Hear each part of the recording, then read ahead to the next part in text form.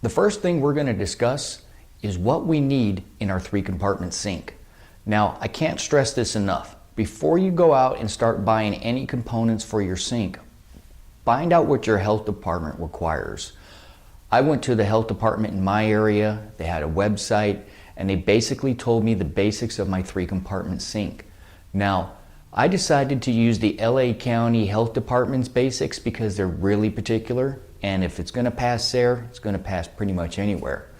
So, before you purchase anything, contact your health department, find out what you need. I'm going to tell you in general what you're probably going to need, and if you go by these standards, you should be okay. You're going to need a 3-compartment sink, and those 3 compartments are used for rinsing, washing, and sanitizing. Okay?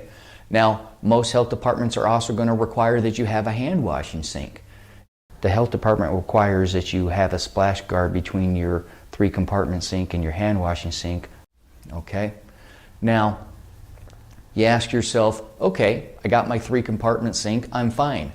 Well, some health departments require that you have attached drain boards. Okay? LA County requires that you have 2 attached drain boards and 3 compartments.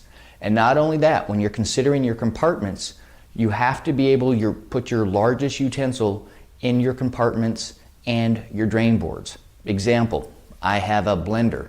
My blender needs to fit inside my compartment in my sink. It needs to fit on my drain board on either side. Each drain board is designed for dirty utensils and clean utensils. Okay, this is important to know when choosing a sink. If you have giant utensils, you need a big sink. The sink that I needed is 10 by 14. Each compartment is 10 by 14. It's 10 wide, 14 deep, and it accommodated all my utensils. So that's what I chose. I also decided to go ahead and just get this hand washing sink and attach it to my 3-compartment sink because I need hot water that's running up to 120 degrees or better. So I figured since I already had that on my 3-compartment sink, I'll just attach my hand washing sink to it. Now, different health departments require different amounts of water. Example, Orange County requires that you have, say, 4 gallons, 5 gallons of water, and your gray water tank or your drain tank needs to be 1.5 whatever size tank you have. So if you got a 5-gallon bottle or it dispenses 5 gallons, then you need to have 7.5 gallons of gray water. Okay? Now the sink that I designed is capable of dispensing 4.5 gallons, and I use a 7-gallon gray water container to accommodate it. Now let's suppose I need 25 or 30 gallons of water. If, let's say you've got 30 gallons of water required, fresh water required for your sink, you don't have to have a 30-gallon container. 30 gallons of water weighs about 240 pounds, and it's near impossible to move around without a dolly. So I like to get the 5-gallon containers, fill them up with water, and then just be able to carry it around it, at, what is it, like 56 pounds per 5-gallon container? Much easier to move around. And just because you have it doesn't mean you have to use it. So I'll store my fresh water containers behind my sink or behind my booth. I'll have one attached to it, and I'm lucky if I go through 5 gallons of water in a day, and that's if I'm washing my hands a lot and I'm really busy. But you got to do whatever the health department requires. So don't think you have to run out and buy a 25 or 30 gallon tank if they require that you need 25 or 30 gallons of fresh water. Separate tanks usually is okay. And just speak with whoever is in charge at the health department you're getting your permit from, and they'll let you know. If for some reason they require 1 tank, then you can get those on eBay, no problem. eBay's your best source. It's better than Amazon, okay? And like I was saying about the gray water, if your gray water, let's suppose you're required to have 30 gallons of fresh water, then you need to have 45 gallons of gray water, or the ability to hold 45 gallons of gray water. Doesn't mean you need a 45-gallon tank. You could have multiple tanks of gray water to accommodate your needs, okay? But once again, speak to whoever's in charge at your health department and in charge of signing your permits for your booths, okay? They'll be able to clear everything up. I'll tell you what I did. I was just like you. I went on looking, I need a 3-compartment sink. What do I need? I started searching the internet. I started looking for used ones, the whole 9 yards. It turns out that they're about anywhere between $2,000 and $2,500 for a sink that's all put together and everything's attached. Now, most of those sinks are extremely heavy, and they got stainless steel fronts and stainless steel bases and big frames that they're attached to. And I'm a one-man show. One of the important things for me is that I'm able to move this around myself. I need to be able to load this sink in my trailer by myself. I need to be able to unload it, and I need to be able to hook it up. So most of the stuff that I saw that was running for between $2,000 and $2,500 wouldn't even be something I could use without help. So I was forced to pretty much start searching for a way to make my own. I went online and I found the sink building guide at concessionsinks.com, and I got all excited and I'm like, oh great, I'm gonna go build this sink and I'll be able to move it around. But unfortunately, when I took the pictures of what I was about to create to the health department, they told me that it wasn't going to work out for their specific regulations. And I kept trying to figure out how I can accommodate the drain boards and the other things that they required. So I'm trying to figure out how I'm going to accommodate their regulations. So the guy at the health department says, look, instead of building your own 3-compartment sink, why don't you just buy a commercial grade one? So I started shopping around, and I spent a long time. I'm not the type of person that just jumps into stuff.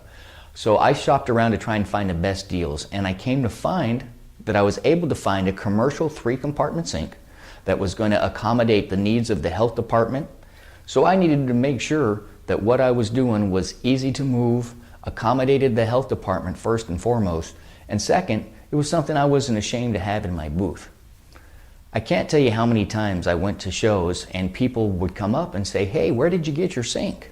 And I told them, I just basically bought the components, put them on myself, and created this little easy to move around sink. And they kept asking me, hey, can you help me out? Can you help me out?